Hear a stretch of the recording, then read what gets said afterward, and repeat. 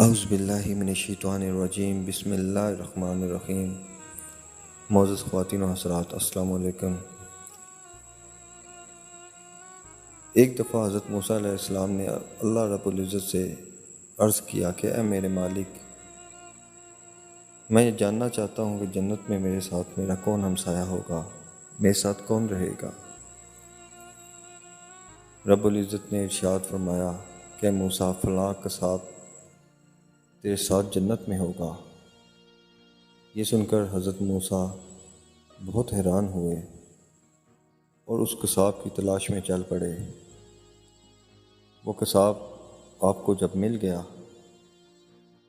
تو آپ نے دیکھا کہ وہ اپنی دکان میں گوشت بیچنے میں مصروف ہے۔ آپ اس کا انتظار کرنے لگے کہ یہ کب اپنا مال بیچ کے فارغ ہو جائے تو وہ اس کے ساتھ اس کے گھر تک چلیں۔ جب قصاب گوشت ختم کر چکا، اس نے ایک گوشت کا ٹکڑا اٹھا کر اپنے کپڑے میں لپیٹ لیا اور اپنے گھر کی طرف روانہ ہو گیا۔ حضرت موسیٰ علیہ السلام نے قصائی کے بارے میں مزید جاننے کے لیے بطور مہمان اس کے گھر چلنے کی اس سے اجازت چاہی اور اس کے ساتھ چل پڑے۔ گھر پہنچ کر قصائی نے گوشت کو پکایا، اس کے بعد اس نے اس کی روٹی پکائی اور اس کے بعد اس نے اس روٹی کے چھوٹے چھوٹے ٹکڑے کر کے گوشت کے شوربے میں ڈال دیے تاکہ وہ نرم ہو جائیں۔ اس کے بعد وہ قصاب وہ پیالہ اٹھا کر دوسرے کمرے میں چلا گیا، جہاں ایک انتہائی کمزور بوڑھی عورت پلنگ پر لیٹی ہوئی تھی۔ قصاب نے بمشکل تمام اسے سہارا دے کر اٹھایا اور پھر ایک ایک لقمہ کر کے بوڑھی عورت کے منہ میں ڈالنا شروع کر دیا اور اسے کھلاتا رہا۔ حضرت موسیٰ علیہ السلام یہ سب دیکھ رہے تھے۔ جب قصاب نے بوڑھی عورت کو تمام کھانا کھلا دیا، اس کا منہ صاف کیا۔ کھانا کھانے کے بعد بوڑھی عورت نے قصاب کے کان میں کچھ کہا، جسے سن کر قصاب مسکرا دیا اور اس نے بوڑھی عورت کو دوبارہ پلنگ پر لٹا دیا اور دوبارہ باہر آ گیا۔ یہ سب دیکھ کر حضرت موسیٰ علیہ السلام کافی حیران ہو رہے تھے۔ یہ عورت کون ہے؟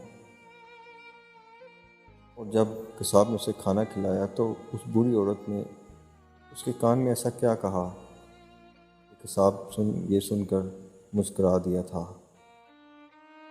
آپ یہ سب دیکھ رہے تھے۔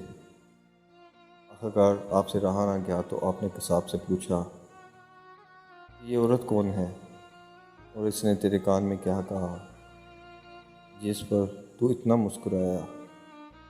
قصاب بولا، اے اجنبی، یہ عورت تو میری ماں ہے۔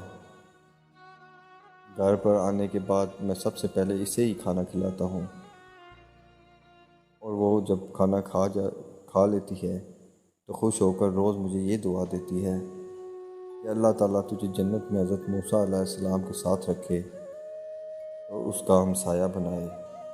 یہ سن کر میں مسکرا دیتا ہوں کہ بھلا میں کہاں اور موسیٰ کلیم اللہ کہاں۔ یہ سن کر حضرت موسیٰ علیہ السلام نے کہا، اے اجنبی، تو جانتا ہے کہ میں کون ہوں؟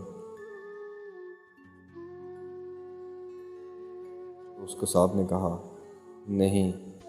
تو حضرت موسیٰ علیہ السلام نے فرمایا کہ میں ہی موسیٰ کلیم اللہ ہوں اور تیری ماں نے جو تیرے لیے دعا کی وہ اللہ نے قبول کر لی ہے۔ دوستو، یہ تھا آج کا واقعہ۔